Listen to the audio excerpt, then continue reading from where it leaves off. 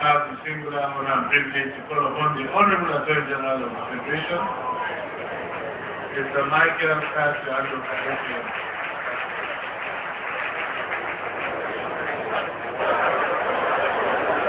Mr. Chairman, the good qualities and leadership of the NBF is not to allow somebody to see the show at the back of the person who is directly affected.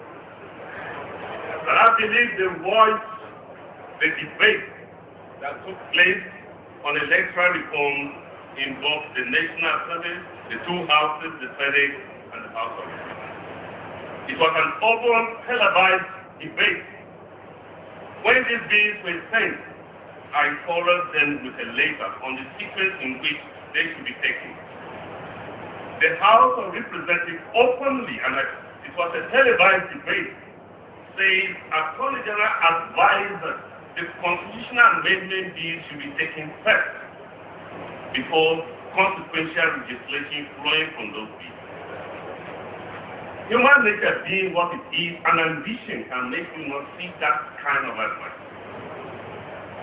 That clear, open advice, which was clearly stated, and my subsequent appearance on the television advising with respect to the governor, it is excused the sight of His Excellency the Governor of Kano. By human nature being how negative it could be, it was the negative reporting that as soon as just did the wrong thing that caught his fight. That is the honor of human life. But let me put record straight. The bills that were sent to the National Assembly, 80% reflected what Justice Ware actually presented.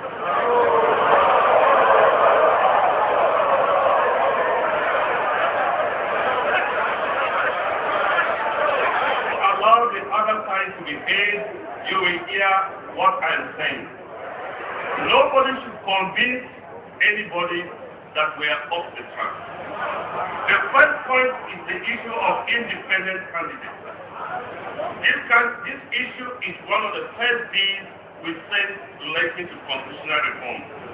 The bill relates to amendments of Section 65, 116, 131, and 177. This is to allow independent candidates become part of our culture. If there's no internal competition or internal discipline between the political parties, somebody who is credible should be able to come out and contest. That bill is pending before the National Assembly. When we did that, we discovered Section 221 was also capable of preventing somebody who otherwise an independent candidate or canvassing for vote. Because the section says no other association should canvass for vote except with the political party. We sent an amendment to that to allow clear independence. That is the position that is before the National Assembly, and no single bill has been withdrawn before the National Assembly. In fact, public hearing has commenced.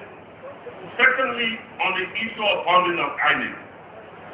This is the proposal pending before the National Assembly. We realize that INEC efficiency can only be when they get their funds directly. Mr. President's bill to the National Assembly, which is pending before the two houses, Section 81, subsection 3, relating to the capital votes of INEC, and Section 84, subsection 7, relating to the current expenditure of INEC should be on the direct charge, consolidated revenue. That is before the National Assembly. There's no other greater thing that can be done, except somebody wants to flip the capital.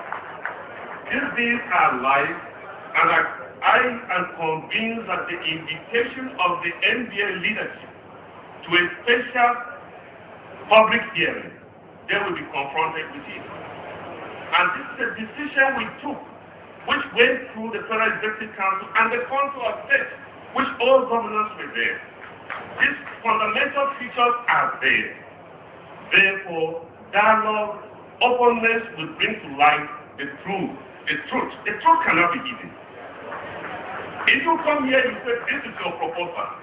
Obviously, the better way to say it is, this is our proposal. Because your proposal and my proposal are all focusing towards one goal. Mine is an executive bill before the National Assembly.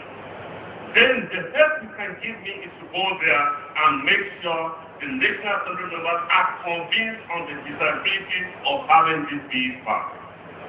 That's the position. I want us not to allow people who want to play politics with this aspect, because the issue of reforms is very germane in the heart of Mr. President. It concerns us as NDA, because all of us here would have otherwise have the capacity to participate in the election, but the fear is being raised up. So this is the challenge. It's something that is so fundamental that I will not advise any politics to be played on this one. What I stand here to tell you is that to give you an extension of time from the chairman to talk to you about all these factors and to tell you that the NDA should not shy away and allow to read intent on the pages of papers. Go to the National Assembly. Demand for the bills being sent there that keep being considered adding them, because this was a very novel point. Amendment of Constitution has never taken place in Nigeria. It has just commenced, and there's need to guard people who would like to play politics. And so the issue of constitutional amendment as it relates to electoral reform is a matter which the President of the Federal Republic of Nigeria is not prepared to play politics with it.